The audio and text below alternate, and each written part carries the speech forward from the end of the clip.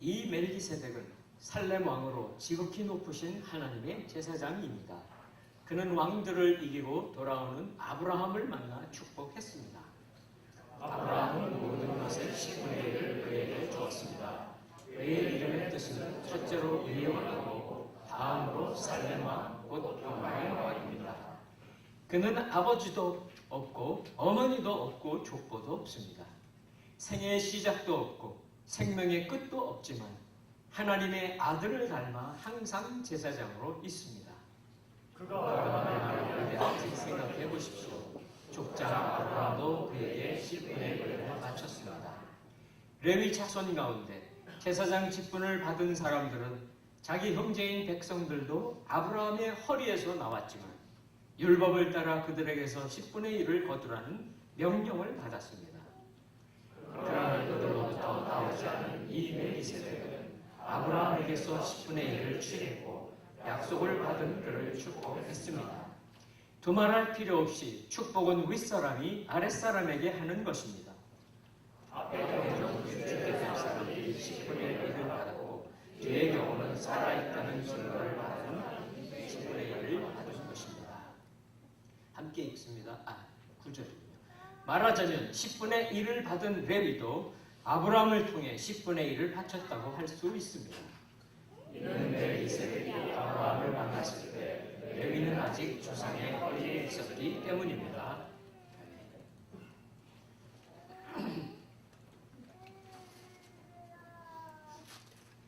복음서에 보면은 예수님이 많은 것을 가르치시는데 그 중에 특이한 기도에 대해서 가르치시는 내용이 누가복음 11장에 나옵니다.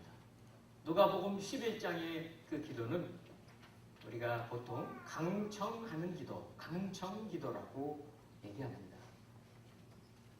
어떤 사람이 있었는데 그 집에 밤중에 친구가 갑자기 찾아왔습니다. 그런데 그 친구가 저녁 식사를 하지 않은 거예요. 매우 시작하는 것입니다. 그런데 자기 집에는 대접할 것이 아무것도 없습니다. 그래서 이웃집에 갑니다. 이웃집을 두드립니다. 이웃집은 이미 잠자고 있습니다. 다 잠이 들었는데 그리고 주인이 일어나서 우리는 다 잠자고 있다. 이제 가라. 그런데도 불구하고 이 사람은 계속 문을 흔듭니다. 떡을 달라고, 빵을 좀 빌려달라고. 결국은 그 집 주인이 견디다 못해서 일어났습니다. 화가 났지요. 화가 났지만 더 이상 놔뒀다가는 밤새 두드릴 것 같으니까 결국은 떡덩이 빵을 빌려줍니다. 귀찮아서 그렇게 한 것입니다. 예수님은 이 비유를 통해서 우리에게 어떻게 언제는 이렇게 기도해야 될 것을 가르쳐주고 계세요. 항상 기도하고 항상 낙심하지 말 것을 가르쳐 주십니다. 하나님은 바로 간곡하게 졸으면 마음이 움직이는 분이시라는 말씀입니다. 여러분이 끈질기게 기도하면 하나님이 안 들어주실 수 없다. 물론 하나님은 꼭 이렇게 끈질기게만 기도해야지 들어주신다 그런 것은 아니에요. 그러나 하나님도 너무 우리의 기도가 간절해지면 할 수 없이 원래 하나님이 주시려고 그랬던 거 말고 그보다는 조금 부족하지만 사선의 것을 주십니다. 그럴 때 있습니다. 그런데 한번 생각해 보십시오. 만일 여러분이 밤늦게 온 사람의 입장이 돼서 내가 배가 많이 고픈데 내가 정말 내 배가 고프다고 해서 이웃집에 가서 그렇게 한밤중에 깨울 수 있습니까? 절대 못하죠. 그럴 수 있는 사람은 없습니다.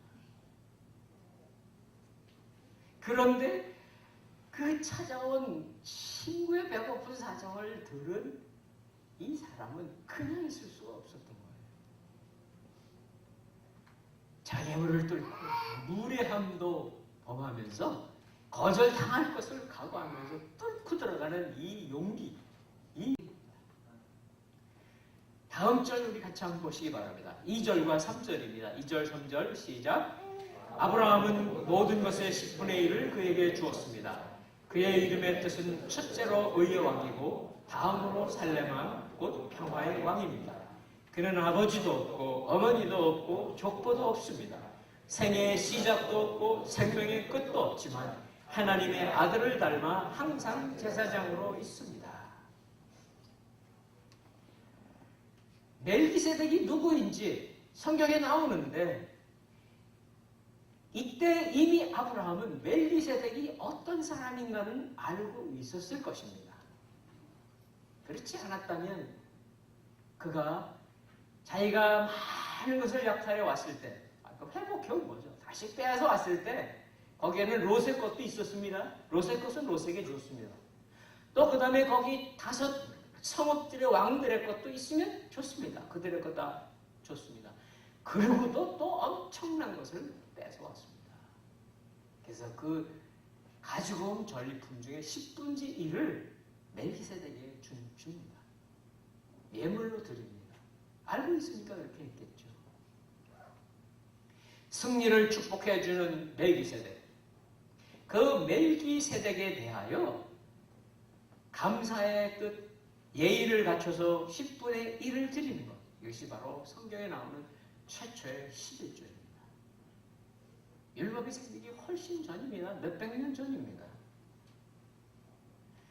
이 예물을 드리는 뜻은 어떤 뜻이 있겠습니까? 아브라함이 생각할 때에 이길 수 없는 싸움을 이겼습니다. 너무너무 감사했습니다. 롯과 롯의 가족만 구해온 것만 해도 감사한데 하나님은 그걸로 끝나지 않으세요. 그냥 부어주십니다. 채우고 넘치도록 약탈품을 다 주신 거예요. 너무 감사해서 감사의 물품을 드린 것입니다. 하나님 감사합니다. 하나님이 나와 함께 하셨고 이 전쟁을 이기게 해주셔서 감사합니다 라며 하나님의 제사장인 멜기세덱에게 바친 것입니다. 물론 아브라함은 자기가 탈취해온 많은 전리품 중에서 귀한 것으로 골라서 좋은 것으로 구별해서 10분의 1을 드렸을 것입니다. 그리고 멜기세덱은 바로 그 제사장의 역할을 맡아서 아브라함을 축복해 줍니다. 멜기세덱이 아브라함을 축복해 주는 거예요. 이때는 말씀드린 대로 아직 아브라함 한 가문이에요. 이제 그 아브라함이라고 하는 한 사람 안에 그 안에서 그 후손들이 수천 명으로 수만 명으로 수십만 명으로 200만 명으로 불어납니다. 그렇죠? 한 사람에서 점점 불어나가는 그 전체가 모인 한 사람이 아브라함이에요. 그런데 아직은 모세가 시내산에서 11조에 대한 계명도 받고 다 받죠. 10계명도 받고 뭐 여러 계명들을 받지. 그것은 몇백 년 후 일 아닙니까? 제사장 제도도 없지요, 당연히. 근데 어떻게 아브라함이 그것을 알았을까 하는 것입니다. 이것이 바로 하나님의 섭리입니다. 아브라함을 향한 하나님의 섭리. 아브라함에게 알게 해주시고 깨닫게 해주시는 하나님의 역사입니다. 우리도 마찬가지입니다. 우리도 하나님의 역사가 없다면, 하나님의 성령의 역사가 내게 와서 있지 않다면 우리들에게 이런 일들은 일어나지 않습니다. 그런데 오늘 멜기세덱을 잠깐 보십시오. 갑자기 등장했습니다. 신비스러운 사람입니다. 마치 영화가 1시간 10분, 20분짜리 영화가 쭉 있으면 주연 배우도 등장하고 조연도 등장하고 엑스트라도 등장합니다. 다 그 돈 받고 하는 사람들입니다. 그렇죠? 그런데 어떨 때 감독이나 어떤 특이한 사람이 돈도 안 받고 잠깐 등장해 줍니다. 그걸 보고 뭐라고 그러냐면 카메오라고 그러죠. 카메오. 돈 받고 등장한 배우가 아니고 감독이 자기가 감독하다 말고 잠깐 등장하는 거예요. 히치콕 같은 사람이라고 많이 했죠. 그래요. 그런데 바로 오늘 성경에 신구약 성경 속에 그 카메오 같이 등장하는 사람이 멜기세덱이에요. 멜기세덱. 누굴까? 너희의 온전한 11조를 창고에 들여 나의 집에 양식이 있게 하고 그것으로 나를 시험하여 내가 하늘 문을 열고 너희의 복을 쌓을 곳이 없도록 붙지 아니하나 보라. 하나님은요 우리에게 복을 부어 주시기를 원하시는 분입니다.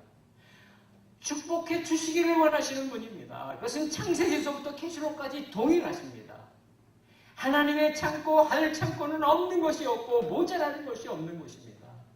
아니, 하나님이 지구를 만드시고 해와 달과 별을 만드신 분이신데 무엇이 부족하시겠습니까?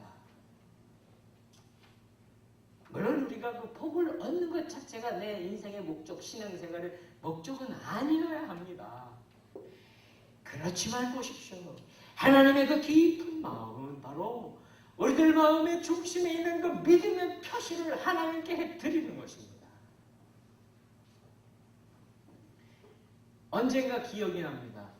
저와 함께 오래전 직장 생활을 했던 형제 한 분이 있었어요. 오래전이죠. 이 형제가 성당을 다니던 형제인데 제가 맡은 부서에서 이제 미국에 파견을 보내는 그런 보직이 있어요. 한 2년 갈 수 있는 보직이에요. 프린스턴에 와서 2년을 있는데 사실은 저도 그때 오고 싶은데 저는 못 왔습니다. 그 형제를 우리 이제 저 직원이었었죠 그때. 그 직원을 보냈어요. 그리고 중간에 제가 한번 들른 적이 있었습니다. 프린스턴. 그랬더니 이 친구가 성당 다니던 친구인데 거기서 교회를 다니는 거예요. 그래서 거기 또 이제 선배되는 분을 만나서 교회를 열심히 다닌다고 고맙다고. 그러면서 하늘의 교회 제가 요새 11조를 하고 있습니다. 너무너무 좋습니다. 그런 고백을 하더라고요 저한테. 하나님이 그 형제를 어떻게 축복했을까요? 그 형제가 제가 있었던 직장 한국 IBM 회사인데 그 회사에서 중형까지 지내고 나중에 지금은 이제 물러나와 있지만 하나님이 크게 축복해 주시는 것을 저도 봤습니다. 그런 일 하나뿐이겠습니까? 하나님은 말씀하시는 것을 반드시 이루시는 하나님인 것을 믿으시기 축원합니다. 믿음에 우리 한계가 있습니다. 내 믿음이 아직 거기까지 안 됐으면 무리하지 마세요. 그러나 반드시 여러분의 믿음이 점점